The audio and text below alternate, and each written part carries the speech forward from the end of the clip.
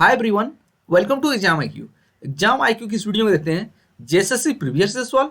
तो JSSC previous year सवाल के अंतर्गत आज देखेंगे झारखंड दारोगा सेट 27 में विज्ञान सेक्शन से पूछे गए सवाल जो जेएसएससी के सभी एग्जाम के लिए महत्वपूर्ण है। तो चलिए शुरू करते हैं। सेट 27 विज्ञान।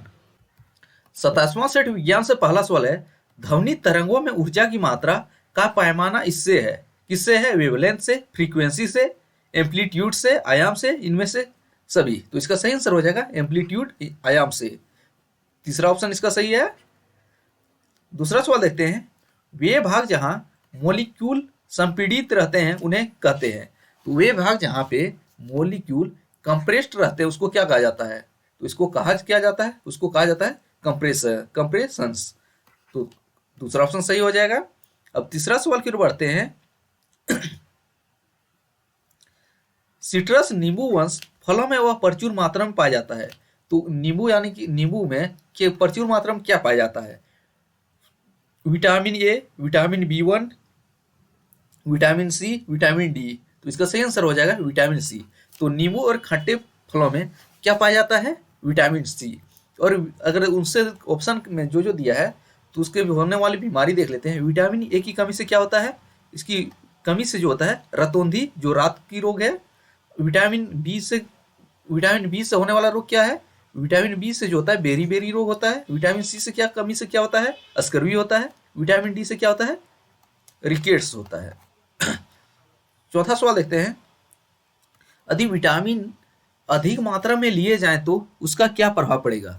स्वस्थ बढ़ता है, तेजी से बढ़ता है, विषाक्तता होता है, टॉक्सिसिटी, या कोष विकास, सेल डेवलपमेंट। तो इसका सही आंसर हो जाएगा, अगर विटामिन की मात्रा अधिक होगा तो क्या होगा? तो खतरनाक होगा, टॉक्सिसिटी। तीसरा ऑप्शन सही हो जाएगा। पांचवा सवाल देखते हैं, वे जीव जो पौधों और जानवरों दोनों के पोषण लेते हैं वे है कौन है? तो वैसा जीव जो पौधे और जानवर दोनों से पोषण लेते हैं वे क्या है? तो उसको बोला जाता है, पांचवा का आपका सही आंसर हो जाएगा सर्वाहारी। तीसरा ऑप्शन सही हो जाएगा सर्वाहारी। छठा सवाल की बढ़ते हैं, शेरनी हमेशा साथ साथ शिकार करती है, क्यों? तो शेरनी हमेशा साथ साथ शिकार क्यों करते हैं? शिकार मिलने की संभावना बढ़ाने के लिए, मुकाबला के लिए, सहयोग के लिए, लड़ाई के लिए। तो शेरनी जो है साथ साथ शिकार करती है उसका मुख्य कारण है शिकार मिलने की संभावना बढ़ाने के लिए। पहला ऑप्शन इसका सही हो जाएगा। सातवां सवाल देखते हैं, वह प्रक्रिया जिसके द्वारा ग्लूकोज धीरे धीरे ऊर्जा को रिलीज करने के लिए कोशानु में ऑक्सीजन के साथ प्रतिक्रिया करते हैं उसे कहते हैं कोशिकीय श्वसन, वायु श्वसन, अवायवीय श्वसन, सांस लेना। तो इसको कहा जाता है वायवीय श्वसन। तो कौन हो जाएगा? दूसरा ऑप्शन। आठवां सवाल की ओर बढ़ते हैं, रेलवे ट्रैक में आपस में फासला होता है ताकि यह बढ़ने पर सह सके। तो दो रेलवे ट्रैक के बीच हल्का सा फासला रहता है, यह कारण क्या है रहने का? तो गर्मी के दिन में, जब गर्म दिनों में यह बढ़े तो यह ताकि एक दूसरे पर चढ़े ना, इसलिए फासला रहता है। पहला ऑप्शन सही हो जाएगा।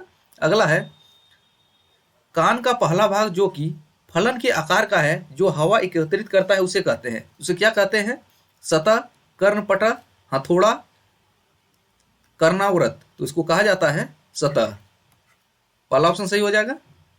10वां सवाल है, मसूड़े में खून आने को क्या कहते हैं? तो मसूड़े में खून आने को क्या कहा जाता है? अस्करवी, सूखा रोग, क्वासियोरकर, रतौंधी।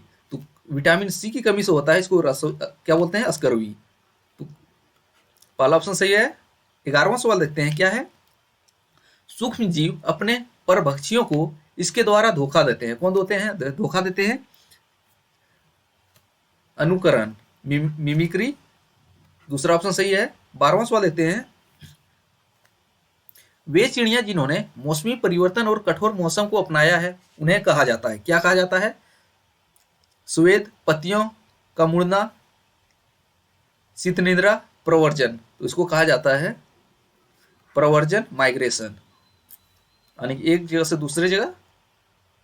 13वां सवाल है, क्या है?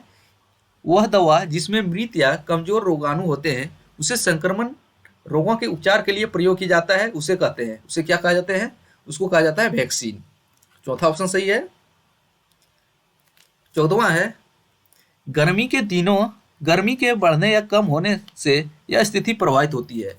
तो पदार्थ, संवहन, संवहन, विकिरण। तो इसका सही आंसर क्या होगा? पदार्थ। मैटर, पहला ऑप्शन सही हो जाएगा। 15वां सवाल की ओर बढ़ते हैं। उच्च फ्रीक्वेंसी ध्वनि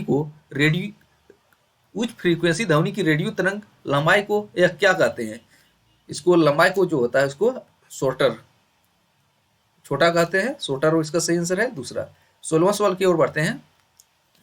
जब खाना अमाशय को छोड़ता है तो उसे कहते हैं, उसे क्या कहा जाता है? तो उसे कहा जाता है अम्लान। दूसरा ऑप्शन सही है। 17वां सवाल देखते हैं। विटामिन की कमी से मरीज को यह होता है, तो विटामिन की कमी से मरीज को क्या होता है?